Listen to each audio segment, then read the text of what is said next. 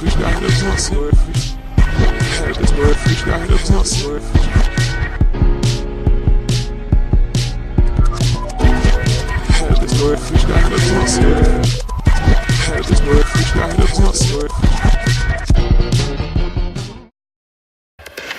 everybody, I hope you can hear me.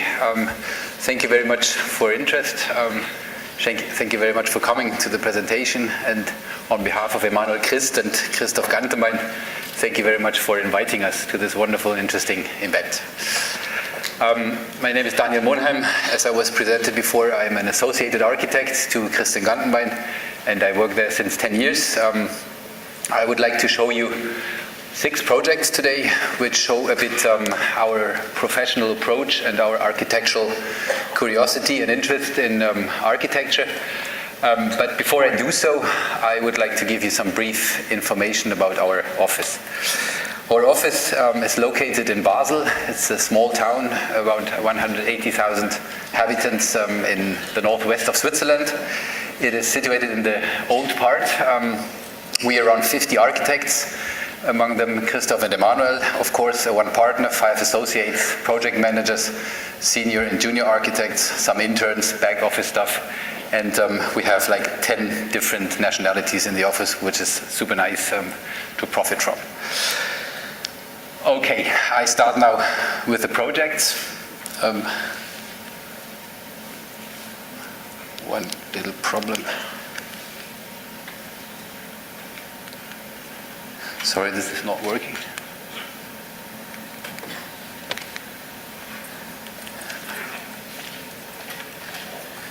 Somebody help me, please. It's only working there, but it's not working there. Because it's extended. But then de-extend it, please. There it's more important than here. I know the pictures. Thank you very much. And then, perfect. Before starting with the first project, our architectural curiosity or research in architecture always starts with a very profound interest for the urban context. For research for the right typology of building to be integrated in this new area, in the new project, in the new thing that we have to design, and it starts with a research on the typology of the surrounding, of the city itself.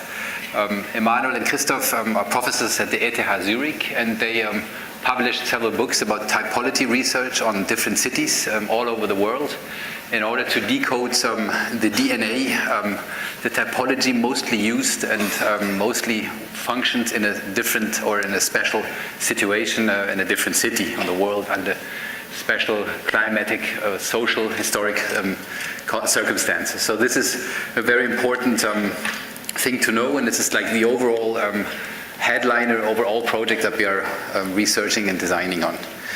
I would like to start with one of our most important projects, which is the Kunstmuseum, in English Art Museum in Basel. It's about the extension, which you can see here. This is a model photography of the winning project. It's a competition that we won in 2009, and it is an extension. It is a building that is sitting vis-a-vis in front of the old part, and our first research was about, of course, the urban context. How is this new piece of city integrated into the city? What does it mean to be in this specific position, and how does it relate to the existing building? We wanted to create a dialogue between both buildings on the level of eye height, was very important for us. And first of all, we tried to find out what is the typology of the existing building. It is a building by Rudolf Christ and Paul Bonatz, built in 1930, and is a building that is a special type because you have a ground level with its arcades, a public element, a middle level where you have some windows, and then you have the top level nearly closed completely, 3 floors high, and central light. These 3 elements we try to adapt and try to find out if this is a good thing for our type that we want to place next to each other. And we decided that we want to use the strong type in order to transfer it into contemporary architecture.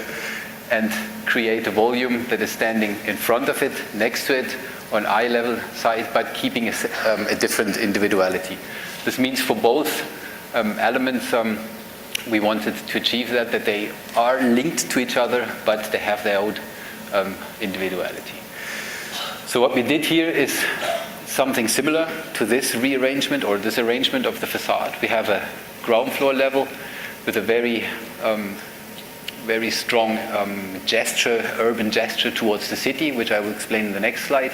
Then we have a middle part, the second level that is punctually opened windows, and then the third level, which is completely closed, where we added this digital LED element that can announce the next exhibitions to come. The material that we used is a twice burnt Danish brick in 3 different gray shade tones in order to strengthen or open the dialogue to this horizontal lining of this limestone, this very compact but beautiful and valuable and rich limestone of the old part. The old part, this is a frontal picture like it looks now, has a strong relationship to the Palazzo Ducale in Venice.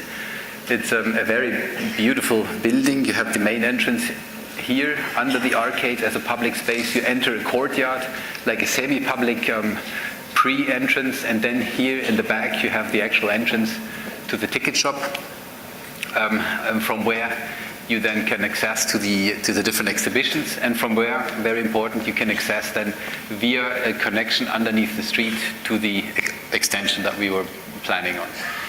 This idea to make the extension like an individual project, but being an extension, was very important for us in order for this circulation, because we didn't want to compete with this entrance. We said, no, the entrance still is on that point, crossing this courtyard, and then you go to the extension, and not having a secondary extension that would lead to confusion for using this museum. So we clearly said, this is our way to access the new part.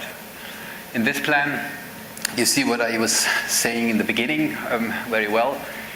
So this volume is shaped and linked directly to the axis of those streets to create this little entrance square, a situation. The building is a little bit set back, so you create public space. You have a little bit of the possibility to step back and look at the facade in front of you.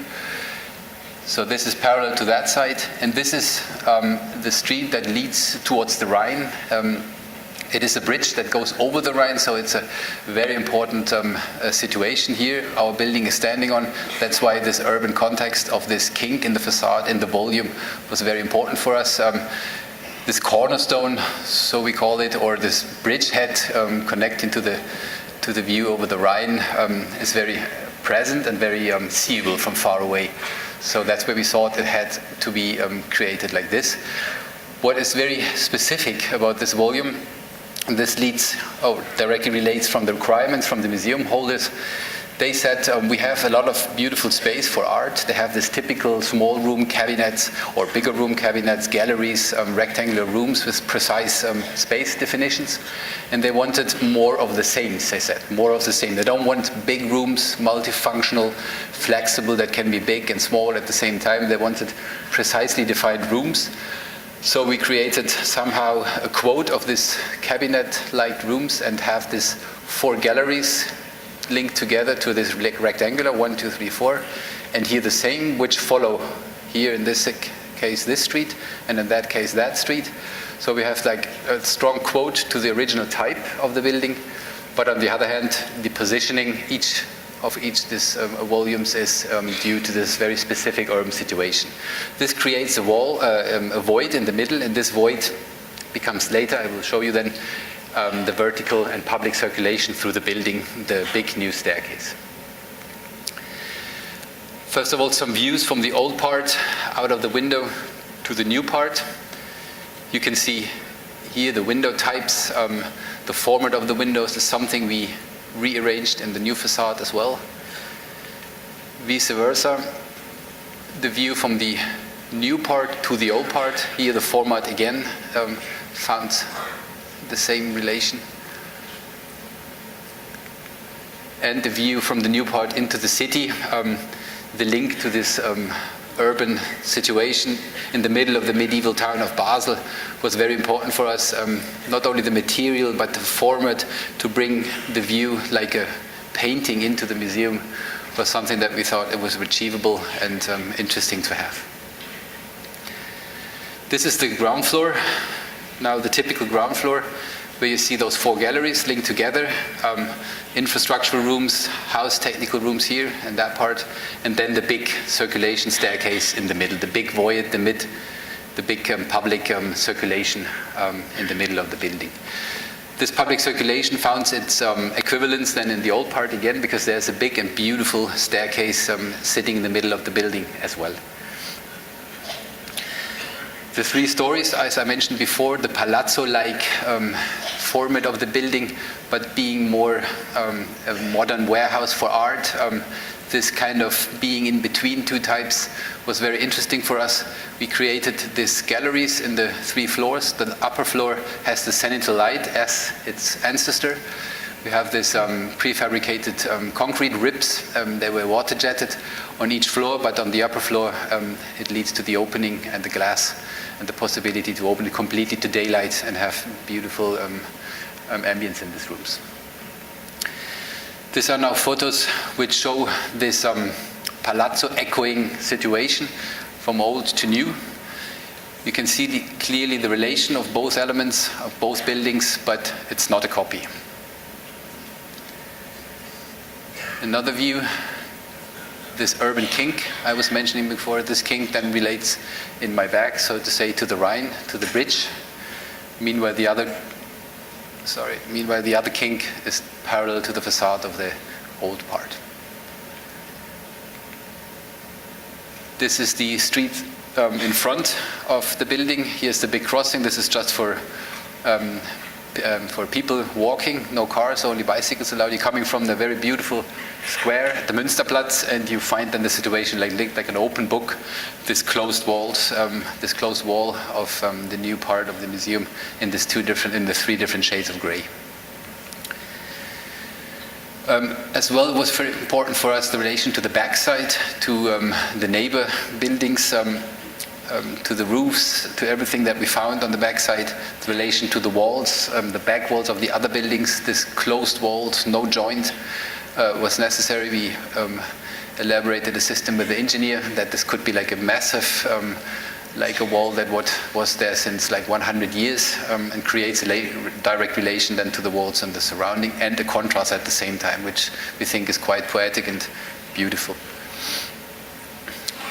So very surprising situations were created on the backside of the museum as well. And remembering, here is the art space, so you have always the view from the art space directly to its surrounding. A picture with a very fast metro and the digital element that we added to the facade in order to show the exhibitions that are currently happening inside is an LED system which is completely hidden in the relief of the bricks, because the bricks are having a little play of coming forward, jumping backwards, and they have a little cut in the concave way, so it was possible to hide some LEDs inside this joint, but without seeing them. So the idea was the joint is illuminated or it's not illuminated, and by programming it, you can make the brick magically give some typology suddenly. This here is as close a view to these bricks, to this play of coming forward, giving depth and playing with the shadow in the facade. And here in the section you see that where the LEDs are positioned, you have this concave element. Here's the LED, and it shines then towards the surface, and from standing down you don't see this element, you just see the illuminated facade.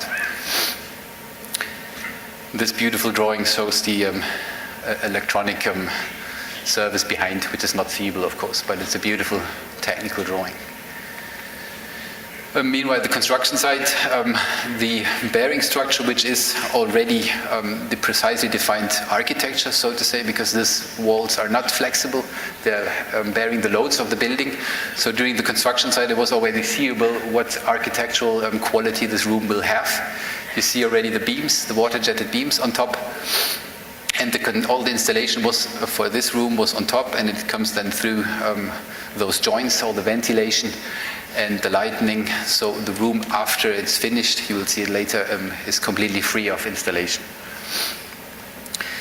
The zenithal light, beautiful moments during the construction site. Once finished, it looks in the upper floor then like this. I will give you now a brief explanation for the chosen materials. You see a floor made out of oak parquet. You see the different rooms, and the parquet goes through. The threshold is done out of marble, grey marble, Pardiglio marble from Italy. And the concrete walls covered with plaster, only in the opening for the doors show their reality. There you see that is concrete. Meanwhile, the plaster can be colored in the future or changed. I think there's a photo, of course, here you see it. Meanwhile, the true concrete element behind is always visible. I was talking about the materials. These are some impressions from the inside of these very precise rooms with this overflying ceiling on top. The materials we used, we found something very interesting in the old part. The old part is a very rich and very beautiful, very valuable building. You have limestone, you have natural stone on the floor in different formats, you have bronze and handrails, you have handlebars made out of bronze. Very beautiful. But on the other hand, you find already thought through by Paul Bonatz and Emanuel Rudolf Christ, some industrial elements and moments. You have industrial windows, you have suddenly galvanized handrails which point to this kind of hybrid between palazzo and the warehouse for art, an industrial building. Not so much, but a little bit. So we found this ambivalence very interesting, and this we try to create in this building as well. That's why we chose a floor out of oak. That was too fast. Out of oak, which sometimes you find in workshops. We have this prefabricated water-jetted ceiling on the top, and then you have moments like those ones, the marble. The grey marble is like the counterpart to the limestone or to the natural stone in the old part. The grey marble is used in all public spaces. This is, for example, the underneath connection under the main street made out of this grey marble. The whole staircase, the sculpture in this void in between the 4 galleries, in between the 8 galleries, you find this grey marble like a leading path through this building. This is the staircase, a very complex form, as you can see, like opening like a funnel. And this is the counterpiece on the old building, the natural stone wrapped, which is similar in geometry but not completely the same. And we try to make this quote without copying it. Here's again the new one, and how it looks in the old part. Here in the back you can see those windows, metal windows, which have a little relation or slightly relation to this industrial architecture. The next element that we introduced together with this very valuable marble was the galvanized steel for all the technical elements, like the shutters here for fire protection and security device that we were needing. And the infrastructure.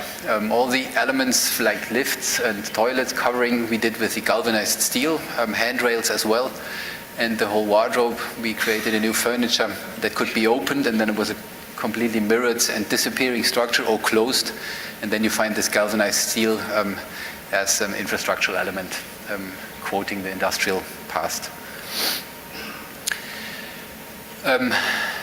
To give you more orientation, this is now the underground level. With this connection, here is this street. Here's the main street, the main facade. There's the street towards the Rhine. On the ground floor level, you come inside, go to the patio, you enter here, and then you decide to go to that side on the upper level, go down a staircase, and then you arrive in this, so to say, connection tunnel. But it's much more than a connection tunnel because it's already public space. I'll show you quickly the way in pictures. This is the old part. Here you see this rich use of material, different kind of natural stone on the floor, on the columns. Here already announcing itself the grey world of the new part, the staircase going down to this tunnel. But I would like to point out this handrail, for example, and this way of constructing the ceiling in 1930. It was already pointing out to this industrial past that in different buildings was happening at the same time. And then going down to this tunnel, you pass these windows and you pass already the new marble floor, which we integrated into the old part to announce the new part.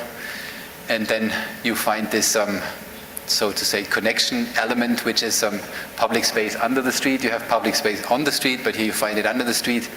In this case, with temporary art of Jeff Waltz at the wall, hanging on the walls. And this leads then to the new part, where you find a multi-purpose room for announcements, vernissage, lectures, and then you enter the spaces of the museum itself. This is this multi-purpose room, beautiful art hanging at the moment, and this ceiling that we find upstairs as well. Here is equipped with more technology like beamers and audio-video technique because of these lectures that can happen there. It's like fully equipped, so you can do every lecture that you want to do there.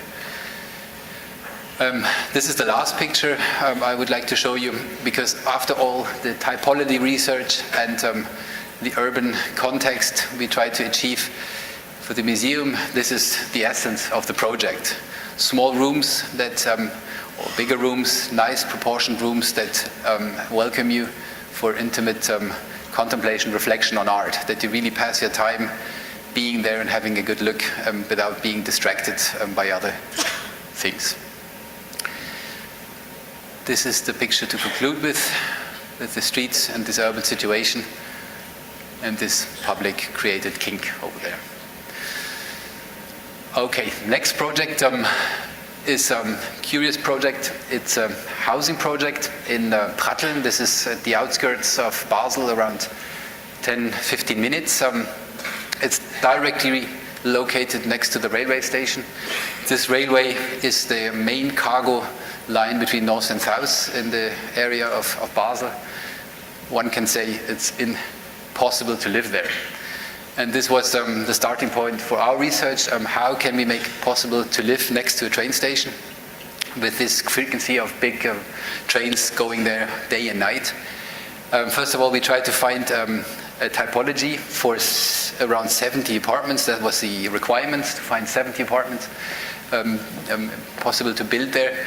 And we researched and found out that the height is, of course, the only way to bring the amount of apartments in this location, because the situation was not big enough to go into the depth.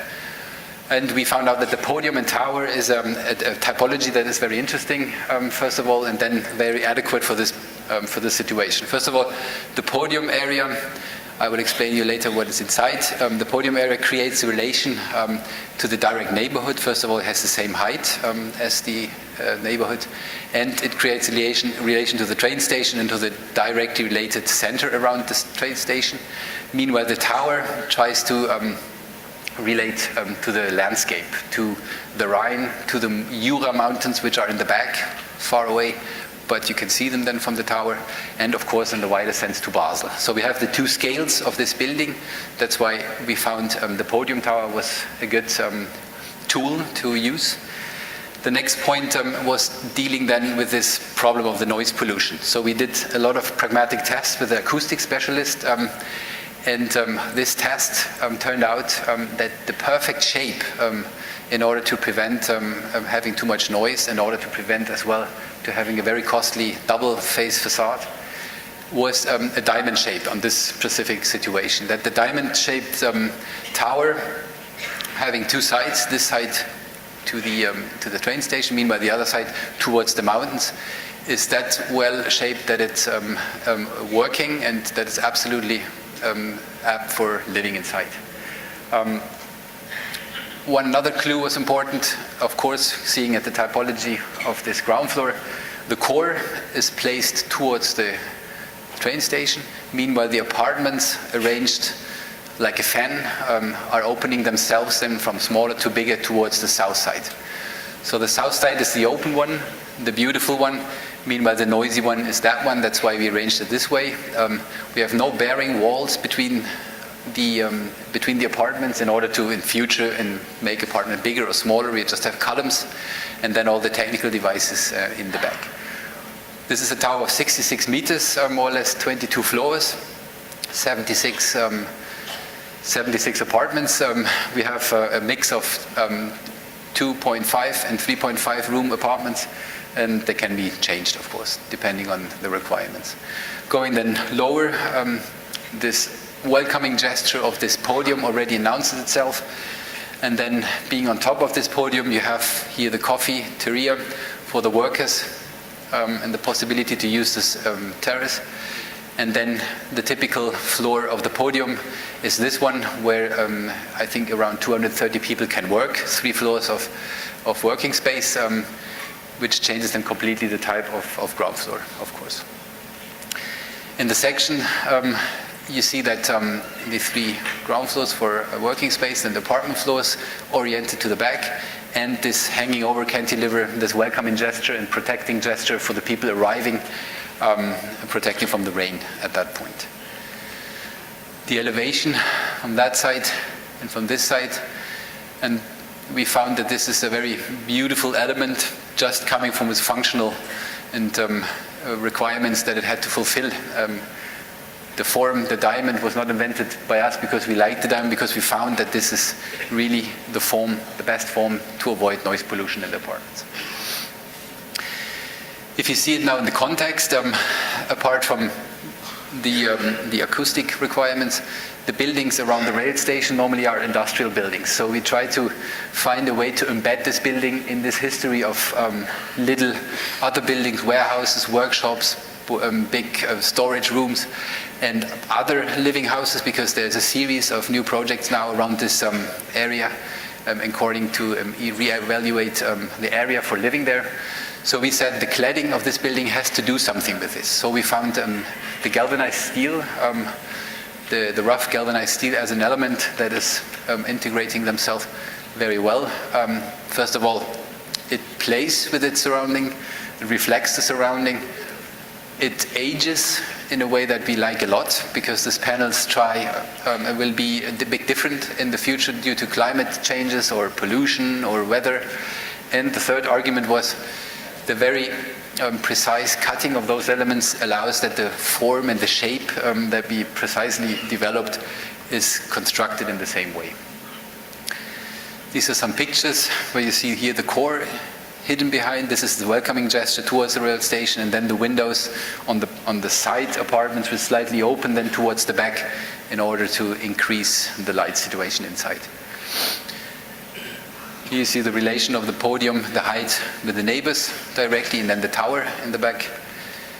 And here this coming together of this convex and concave situation at the meeting of the tower with the podium. In the inside, again, this juxtaposition of different materials, like very valuable marble at the wall and at the bank here, plus ceramic floor, and this aluminium letterboxes. We liked it a lot. This is the entrance area for the domestic part, for the housing. Then some pictures from the rooms inside. Curious rooms, of course, because of this shape, but big enough, and because of its views to the outside, super beautiful. Here you see the Jura Mountains, and here, if you look precisely, you see Basel with its high-rising buildings.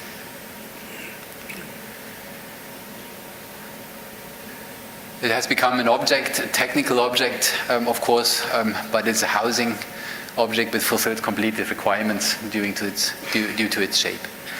This is the last picture where you can see this embedment of the situation, of this urban railway situation. We are very interested, Christ Gantenbein, we are very interested in thinking of cities, not only the center, all the peripheries and the suburban parts and the outskirts are part of the city, and normally the leftovers of the city, but we think it's very valuable to think about them as well, and to integrate them in a bigger context. Here in the back you see another housing project, for example, recently finished. The third project is another it's a small one, 2,000 square meter more or less. It is a technical device, it's this building. On the one hand, on the other hand, it is a little pavilion in the landscape of the outskirts of Basel.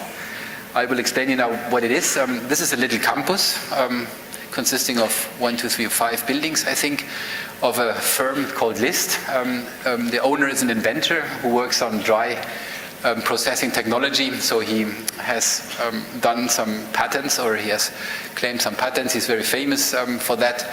And this little campus of this very specific firm is something that is really happening a lot in Basel, not in Basel, in Switzerland.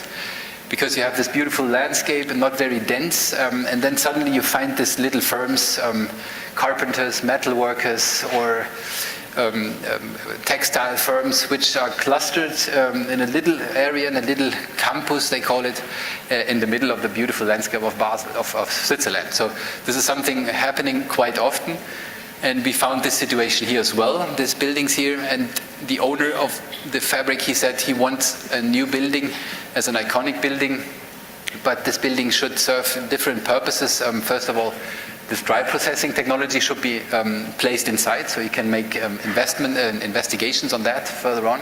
But he wanted to do a visitor center as well, so people could be invited, going to the main entrance and have a look at this process to make a case of it, to show it to the public. So this is a little industrial pavilion, so to say, placed in the middle of a beautiful landscape. We worked for this project, and first of all, looking at the typology, the requirements, then this relation to this historic industrial or workshop past of these buildings.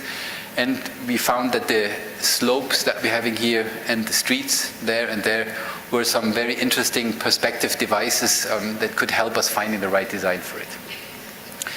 This is a little model of this object, which as object is a very specific one, but using different typologies of other buildings. First of all, the shed roof, fabric type, very well known. We use it here. That we have really big openings that later on you will see it in the constructed version, like big delivery gates, so like relating again to this industrial inheritance. But on the other hand, this iconic and welcoming gesture of a visitor center, as it should be as well. In the ground floor, it works like this. We have this street and that street. So we found that this fan could be a very interesting way of a geometry that fulfills these requirements, and this landscape and the slope that we were finding there. You have the entrance against the perspective. The slope is going in that direction. And you have 6 load-bearing walls in the underground made out of concrete. In the ground floor till up, you have a light black metal structure. Those 5 resulting rooms, or fingers in between, they're very flexible. At the moment, they're used as meeting rooms, conference rooms, welcoming areas, and then at the mezzanine, they have an executive room, and ending then its climax here in the back. These are double height rooms where the dry processing processes and technology is tested. Meanwhile, you have rooms where you can observe the process behind. Here you see these little openings. Is the possibility for the visitor to have a look how this process goes on. This is the ground floor in section. You see the slope, it's going down. Here's the entrance. And the building can only be understood in perspective, because the moment you step to the elevations, like we do now, you find this very ambivalent juxtaposition of different styles. Here you see a shed roof, and it could be a normal building. It could be a normal industrial building, but it is not. On the other side, you have the ribbon windows, completely flat, because the perspective is parallel to one shed. Here you have the sawtooth-shaped entrance area with the graved-in name of the fabric. Again, a very curious elevation, but all in all, it sums up to this very beautiful little object in the fan, which you can see here now, placed in its surrounding. This is the area I meant, this beautiful landscape. This is the highway to Basel, about 20 minutes away. And you have the other wooden houses around, and then the campus and big, very beautiful trees. And we chose again a material that is reflecting this nice and greenish landscape around. It's aluminium, it's sanded aluminium that we covered the whole building with. This is another view with the main entrance. Here you see the ribbon windows, the sawtooth, and then the fan span from there to there with the main entrance. If we go closer, you see that this material allows, again, like in the other project, to precisely reconstruct the geometry, that so you really can read this precise geometry of this building, this very specific typology of this building next to the street. And then this delivery gate I mentioned before as another quote for industrial architecture. Sharp edges, very controlled joints, technical elements like this escaping doors. And then we step to the inside. The inside world, of course, is technical as well, because we are still dealing with the same building. We have a corrugated ceiling on top, the columns black, the floor concrete. The metal panels inside, they're micro-perforated when needed because of acoustic enhancement. Here's the situation for the observation of the processing in the other room.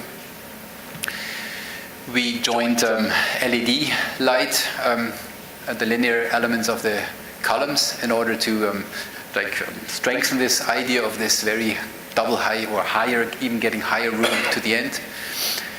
And a metal texture as a curtain, as well closable for some intimacy during a meeting.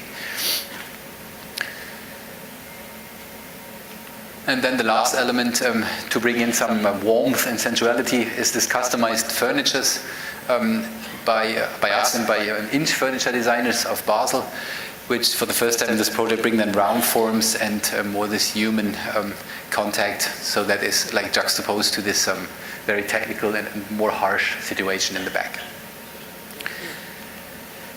Okay, number 4 is a big project. It is an extension and the refurbishment of the Swiss National Museum in Zurich, directly located next to the train station of Zurich. And towards the park, we have a river here and we have a river there. This is Limmat and Siel, which are connecting on this side in one point and creating a park situation like a very extended and long triangle. So we are located in a very beautiful spot in the middle of the city. This competition was won by Christ Gantenbein in 2002. The extension plus the main part of the old part was finished and opened in 2016, so 2 years ago. But the last part of the refurbishment of the old part is still ongoing and will last to 2020. So it's a very, very long project. This project, I will focus mainly on the extension in order to limits of time. This project is about, of course, typology, urban situation as well, but as well, like the art museum in Basel, about the dialogue between the old and the new. The dialogue between the extending a story that was told by an old museum, how can you transfer it to the times of today? And in order to create an ensemble, a bigger whole that works urbanistically, functionally of course, but architecturally and structurally as well. So first we had a closer look at this older part. This is a museum built by Gustav Gull in 1890 or 1889, I'm not quite sure, but around this time. And this, by the way, is a photo of the inauguration. I forgot, it was a very nice event. There is the new part in the back, and it was on the Swiss national holiday. Unfortunately, it was raining, so everybody had to wear like a plastic hat and could not really see what's going on there, but I was very happy to inaugurate. So back to the old museum. This is pictures of the old museum, the Gustav Gull museum. It is a historicistic museum with a very complex shaping of the roof, a lot of mansards intersecting each other. We have quotes from the past, we have the neo-Gothic elements.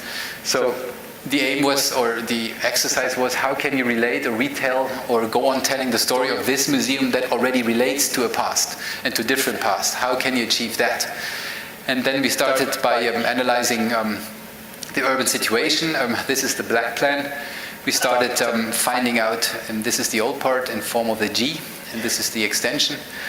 We tried to find out what is the dimension, the urban dimension of every of those wings, and we tried to integrate this height, the width and the length into the wings of the new part in order to create a bigger one, a bigger whole out of the same.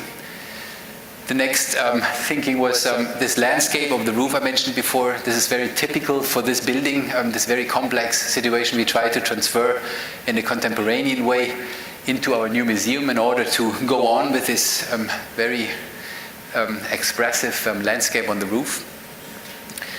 And then the last and probably the most important device or way of extending the museum was the elaboration, the research on the facade.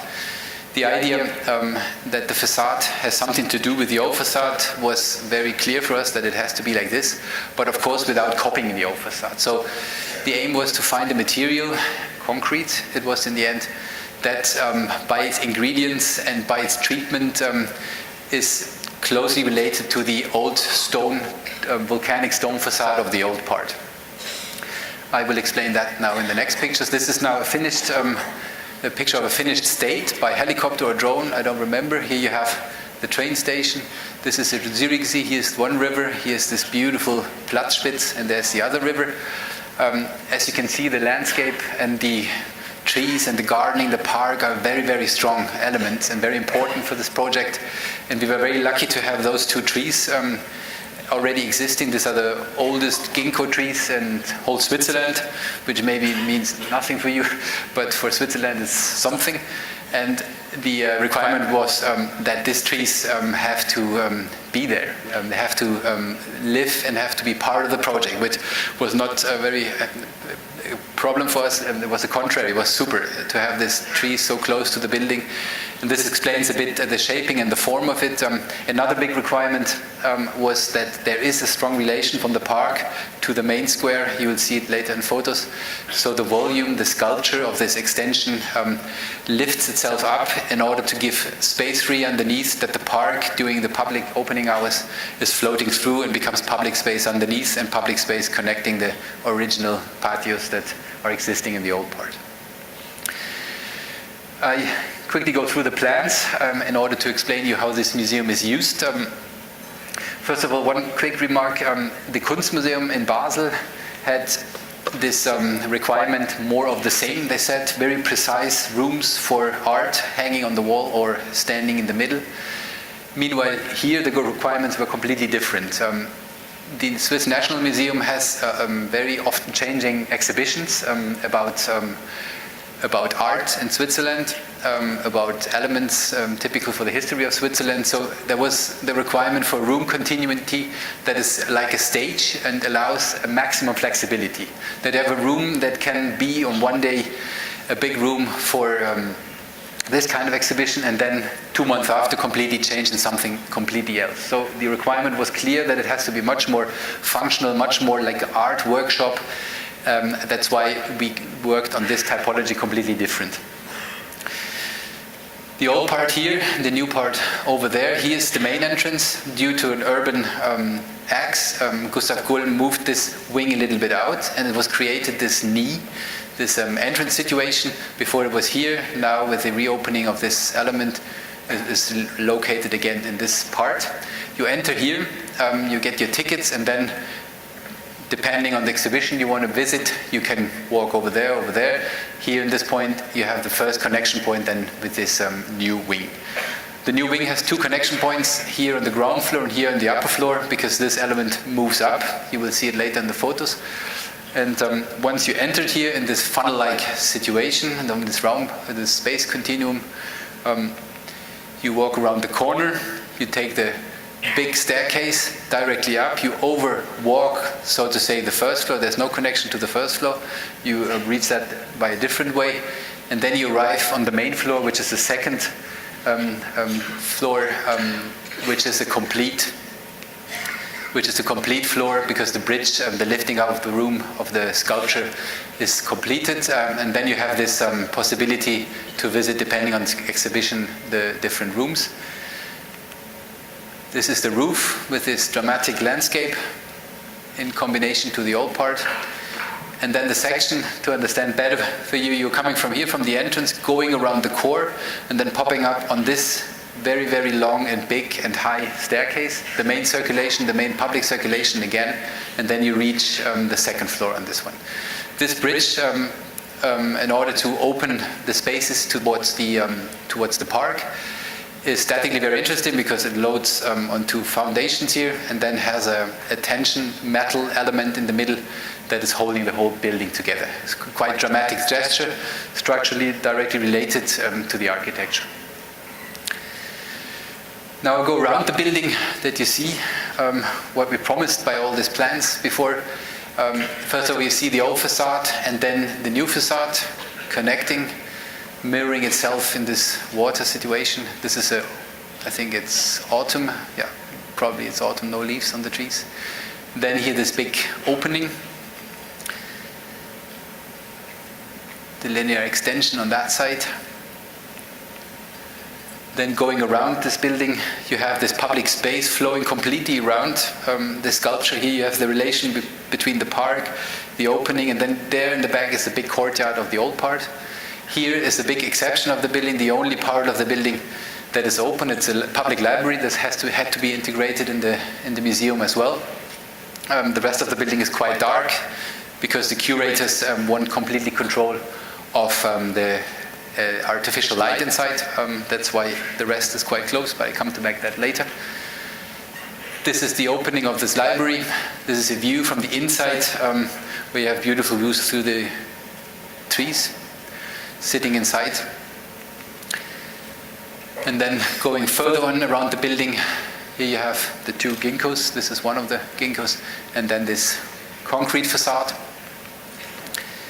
The view underneath the bridge, and the concrete underneath the bridge, we grinded, we polished it very, very heavily, so in the end it was very shiny. So every light reflection due to this water play that we introduced here with the landscape architect, it becomes very bright. So it's a very beautiful room to be underneath because it's very bright. And here you can see it, genau. This is the newly created intermediate courtyard between the old and the new. And then being in this courtyard, you have the view on this staircase, this very dramatic staircase going up on top of this bridge, and then this drilled-in holes, which are accompanying this public way to the second floor.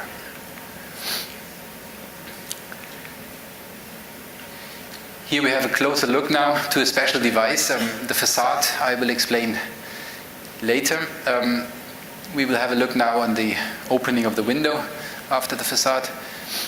These are other views catching as well as the structural and architectonic quality of this room, the structural and the technical device behind all this reinforcement, behind all this doing, how you construct this. And we were very happy with that because we wanted to see the truth, how this concrete is done. We didn't want to polish it away. We wanted to have a look behind this. How is the constructive truth about this facade? So that's why we enhanced and strengthened all those lines and wanted to see them. Here are specific situations where the geometry comes to the earth and the scale, seeing some visitors. This is the entrance to a little auditorium that was placed at one of the foots. The link between the old is the facade, as I mentioned before. And I would like to briefly explain you how the facade is built. This is a picture of the stone of the old part, the volcanic stone, very porous, very open, very fragile and very crusty, so to say. And we built a model out of concrete, and this model was our guiding elements in order to research on the right materialization of our facade. This is concrete, but of course the wrong scale because it's one-to-one concrete for this big element. We, together with the engineer Schnetzer Puskas of Basel as well, we elaborated research on a recipe that allows that we into this concrete that has to hold himself as a facade and fulfill all the requirements statically. we want to mix in parts of this found stone of the old facade. We found this stone near to Cologne in Germany, and we broke it and we mixed it into the concrete, and then after we water jetted it, as you can see it here, in order to open its ingredients and make it visible. And then in millions of mock-ups we tested out first of all, which recipe is the right one, and second, which kind of water jetting is the right one, in order to get the most similar expression of the new facade to the old facade. And this is the result. This is the then new facade. You can see the scale more or less, and this is a bit pixeled, but this is then the old facade. We were very happy with the result. It was a very, very long process of 5 years in order to find out the right combination of ingredients for this element. Important to mention is that the bearing structure is the inside wall. It's a double layered wall construction. The inside wall is normal concrete, then we have insulation, and the outside, the facade, this newly created recipe just has to fulfill to hang himself. It's not the bearing load that it has to deliver and bring to the ground.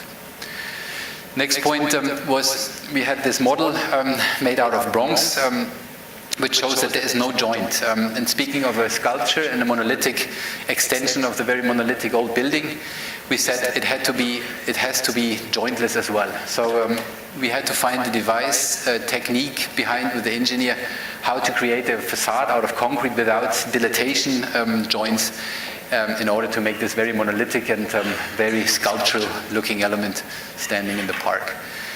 The engineer made different tests with beautiful programs. As architect, we always fall in love with those schemes, not really understanding what they are doing, but trusting completely.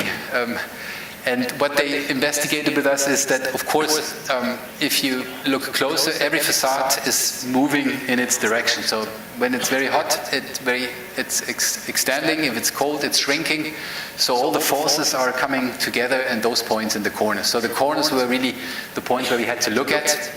And together with the engineer, we invented a very simple thing in order to make this possible, that we can do the corner without a joint, and that we have a monolithic structure. This is the inside bearing structure out of a different concrete. Then we have a lost formwork, which is the insulation, and this is the layer of the outside concrete, which is then poured against it.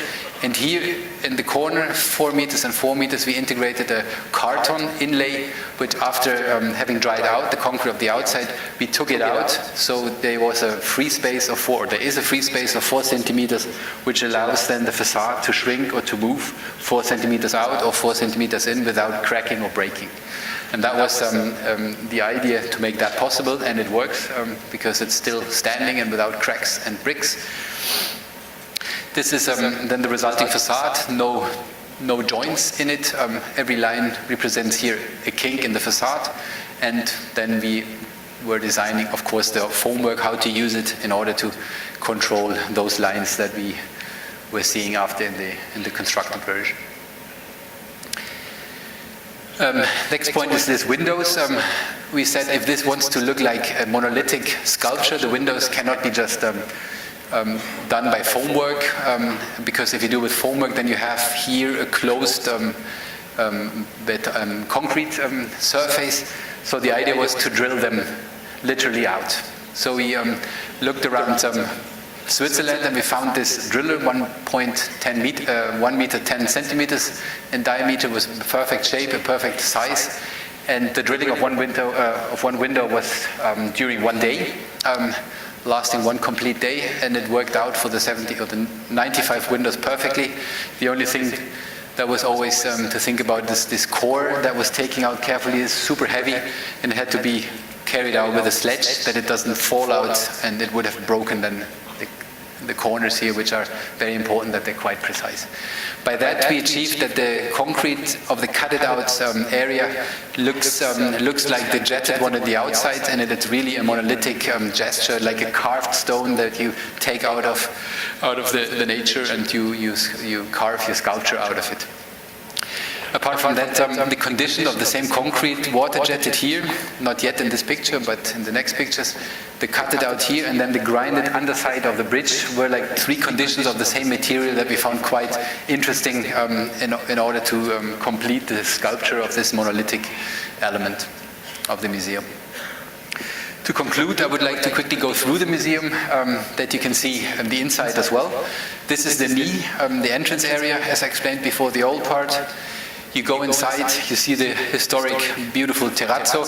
All this we refurbished as well. All this old plaster we redid, we reinterpreted the grey world of Gustav Gull, of the original architect, and we used same materials but at different scales, sometimes different textures, in order to have a link to our grey world in the new museum. Then going to the next space, still in the old part, you have here the connection then to the new extension, the museum. There's no threshold because the wall, the floor that we use there, the pavement, is a grinded concrete floor, trash terrazzo we called it, because it looks a bit like terrazzo, but it is a new material, a material that is used nowadays. And we extended it to the part of that one because here the historic terrazzo was completely destroyed. It had to be reinvented. So we said it could be a beautiful link that not only from the old part to the new part are things influencing now the other way around as well. Then entering this room, you have this workshop-like spaces, as I explained before. This funnel geometry which opens and closes allows then for the curators to create different spaces during a specific exhibition. It could be due to different subjects that you have to hang something here, meanwhile going on the corner, you change the idea, and then you have something else. You have a very technical and completely open technical ceiling, which was required. We said, okay, once you have to do this, we treat it like a stage-like ceiling. All those rails are, every second rail is light and infrastructure for electric devices like beamers or lasers, and the other one is a hanging element where you can integrate then hanging elements or curtains if needed, or vitrines hanging from down, till the weight of 5 tons. A little plate could be hung underneath. That was a requirement. Yeah, we think it's a quite beautiful inside. Then going around, you arrive then this staircase going up. You remember those drilled through windows, catching then the view to the old part and leaving reflections on the other wall, on the post wall. The bronzed element is a quote from the old part. We integrated the bow bronze, it's called brass messing, into the new part in order to create a relation to the old part slightly. And then once arrived at the second floor, you are here on the highest point of this bridge. You're standing literally on this point where the bridge is coming together. And then turning around, you see this immense space of this staircase. All the floors are grinded concrete. And then you wander around, at the moment completely empty rooms, at the moment of the photography, I mean, because it's opened, the museum, but we were quick enough to do this photos because it's quite nice to see the completely empty rooms, and then this dramatic landscape of the roof finds its mirroring in the inside, of course, and then the installation on the roof. You have like specific, very special moments in the corners till the end. And you find always this group of windows. As I explained before, the museum has to be dark because of control of light and avoiding UV rays, because UV rays are not good for old materials. But we've placed some groups in order to give orientation. Meanwhile, walking through the museum, it's very easy to lose control about the orientation. So those groups always focus on a specific view in the urban context or in the surroundings, through the whole building, through the whole circulation, through the building. Some more views, and this is a staircase. Then the smaller staircase, emergency staircase, which is a monolithic as well, combining the different floors, controlling all the joints of the formwork. And then to conclude with this project, I would like to show you now the taking over of this space by the curators, which is very successful. We're very lucky with that, because what they do is, and I show it now in different pictures, they really try to keep intact the shell of the offered building. So you always understand there is a big shell, there's a big void which offers interior spaces, and the material or the exhibition which is offered then in the next sense is always of a different color, of a different material. So you always understand there is a bigger hole around, and then an add-on which is temporarily and can be changed every 2 or 3 months. This one,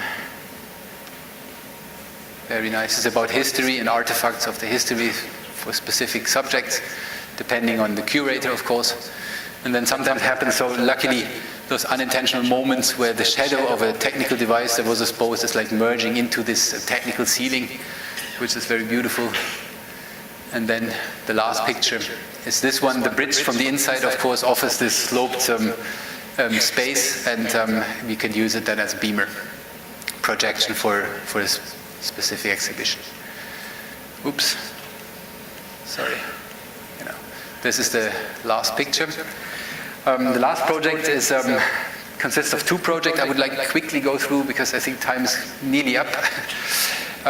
It is about an office building, or 2 offices building for the firm Roche, close to Basel. This is the campus of the firm La Roche-Hoffmann in Grenza, which is 20 minutes away from Basel. This is the River Rhine, and this is the railways connecting then Basel. This is 100 years ago, more or less, 90 years ago. This was a master plan from Roland Rohn and Salvisberg for this campus, a very beautiful arranged campus for the city, for the firm of Roche. You can see a very clear organization of different industrial buildings. Here's the train station and the railway, and here's the Rhine. Buildings like this were projected by Roland Rohn, very beautiful ones. This building is very typical for the architecture tradition of Roche, which have a very strong feeling for architecture and their own history and tradition of showing themselves and presence in public. They like this ribbon windows and white and concrete structure because the expression of their buildings, the modernistic, have a modernistic touch, of course. This expression is something that I want to always relate and transfer into our times now. And our work was now to add to this campus, which is reduced to this area now. Before it was much bigger, they sold it to other firms. It was sold now to other firms, as I said. It was reduced to this area. And only business, meeting, and offices are taking place now here. There's no production anymore, so let's say the ghost of this area, the ambience of this area is in front of this old historic industrial ambience, but it's now different because it's a more office-related area. So it's like both. One on the other hand is office, on the other hand it is industrial because it has this background. And our master plan that we did for this reorganization was taking out the set industrial elements which were placed here everywhere. You can see already still this sharp rectangular grid.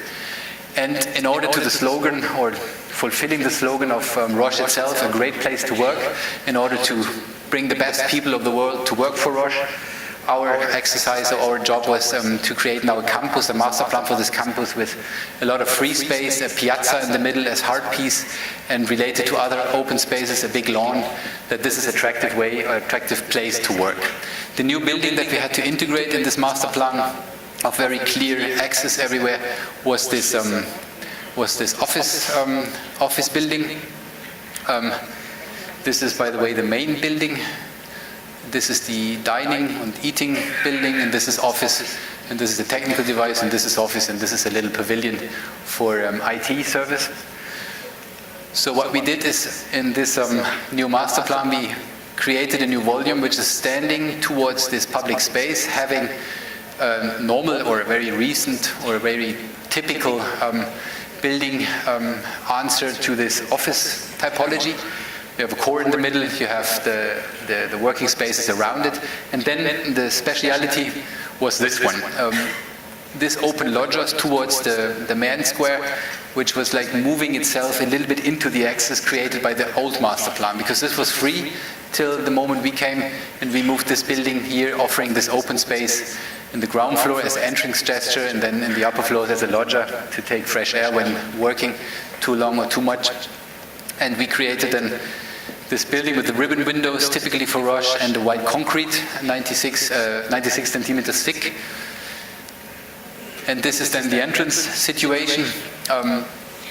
Here, a very, very deep loggia you can use to enter, protected from the rain, or creating then a relation from this balconies, very big loggia balconies, to this space, this public space in the middle. The typology is, as I said, very normal, very efficient. You have the course in the middle, you have the space for the workers in the outside, and if needed, you can add cubicles made out of glass. They could be like temporary or grow or get smaller in order to the actual state then of the firm, of the business.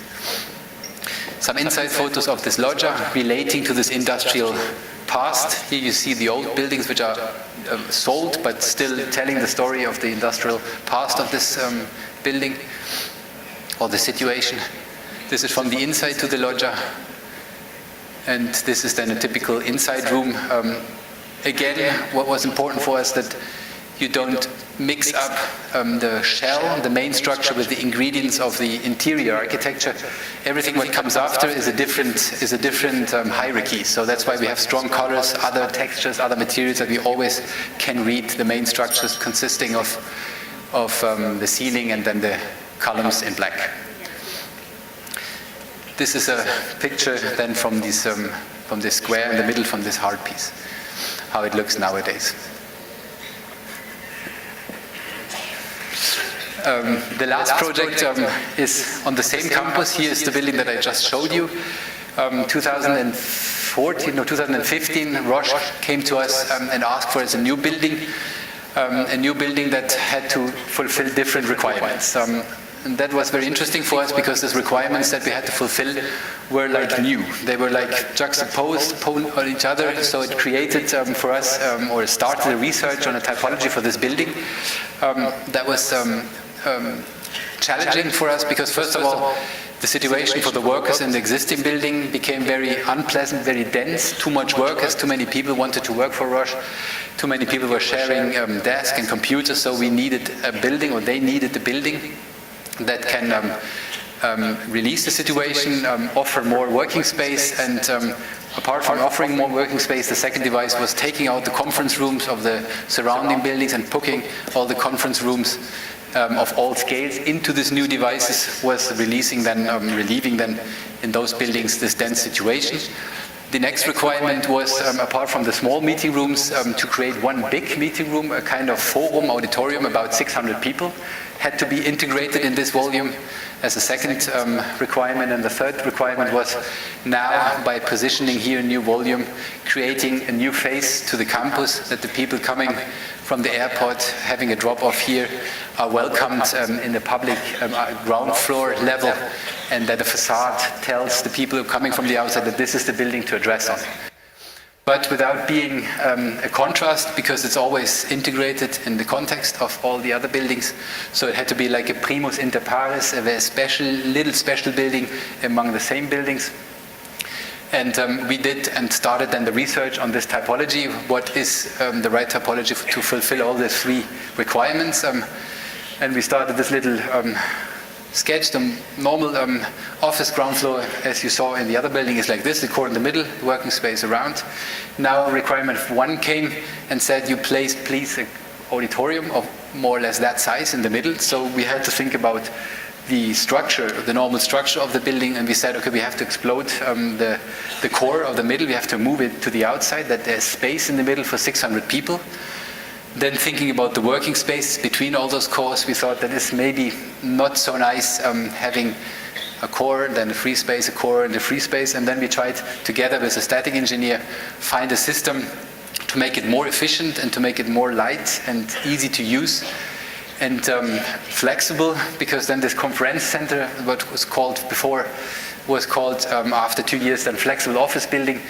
This building should be as flexible as possible on all floors, meaning not only the possibility for auditorium to be integrated in the middle, as well that you have flexibility in the outside, that you can rearrange the situation for the workers sitting next to the light in the facade.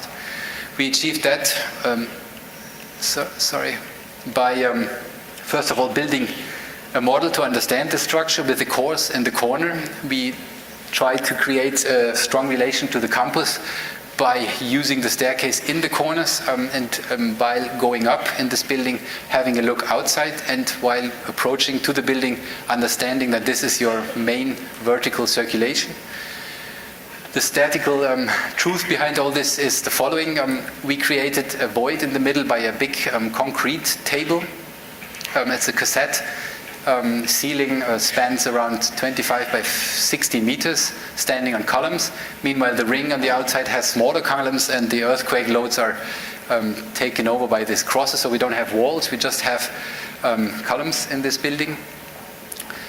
And placing this model, the structural model, in the structural context, this is just structural no material, just to understand how this connects then to the surrounding. We thought this is quite lucky how this openings of the slightly twisted staircases in the corner and then the rest open could work quite well, especially for the needs of this public entrance here, which then in the situation plan looks like this.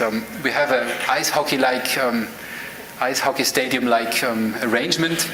We have two axes which are completely open because the cores and all the infrastructure like toilets and lifts are in the corners.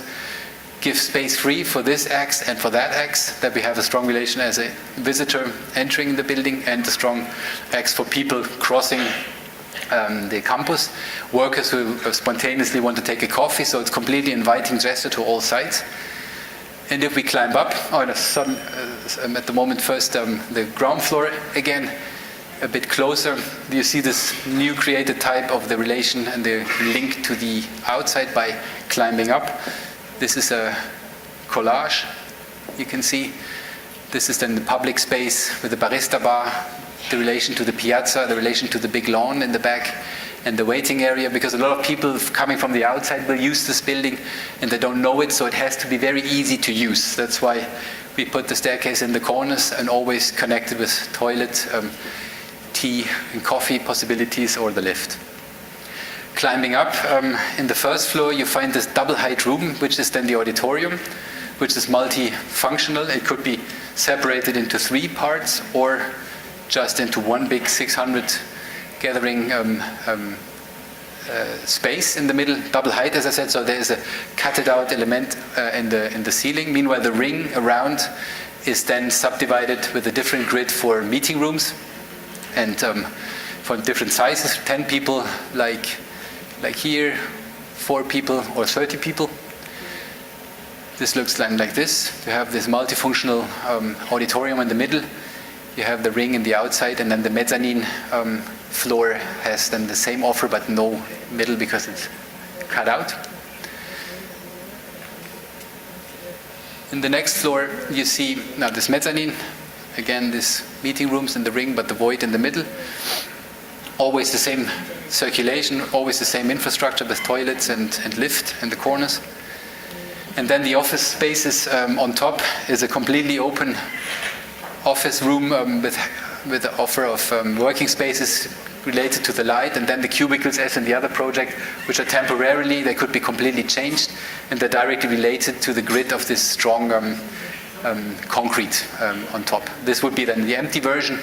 It's completely flexible as the requirements ask us to create, and on all floors this building offers the same structure, the same flexibility.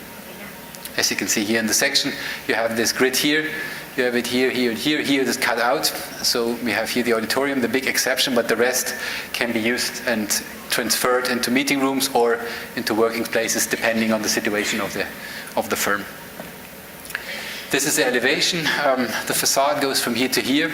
Very light construction, prefabricated elements of concrete here. This is just a raw aluminium facade. The building will be started this year. It's not under construction. We started with a mock-up. I show you now a photo. This is again then back the relation to the first model, which is always important for us to compare elevation and model. And now I show you a little rendering where you can feel this industrial link, this history of telling this history of the industrial campus, but at the same time, by its proportions, being a more palazzo-like building, and with this inviting gesture on the ground floor. You see here these earthquake-bearing structural elements behind the facade, and then the short facade, which is the facade that is facing the public heart of the piazza in the middle. Here you see this double-spaced auditorium. Around the corner, the joints of the staircases, we keep them completely open as if they were not existing, because the volume is like moved to one each other every side without touching it, that we create this most open possible relation to the campus when climbing up. It's all because of easy communication, easy orientation on the campus for the people who don't know the campus. This is a photo from yesterday, actually. My team sent it to me. This is the one cassette element just taken out of the foam work. You normally see from the inside. It's the smallest element of this very elementary building, the flexible office building, that consists of these elements in the end. And this is why I think this photo is nice, because it's the starting now of this investigation, how we can really do this. This is the mock-up, the first of a row of different mock-ups, and we will have to find out how to construct this properly.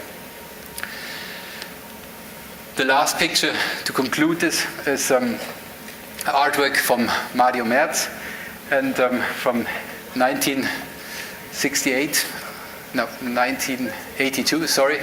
It says, if the form vanishes, then its root becomes eternal. And this is for us a very important or nice slogan of how we think about architecture. Every architecture is somehow it's contemporanean, because it's due to the technical possibilities of its time. It can do different things, and you use the possibilities that you have of your time and construct a building, and then it looks like a building of its time, of course. But only if you achieve to create a relation to the architectural history with this building, in order to create order, materiality, in order to create a link to the history, then the form vanishes, as the artwork says. Then the architecture becomes timeless, and it becomes a continuity to the old parts. And then in our opinion, it becomes good architecture. Thank you very much.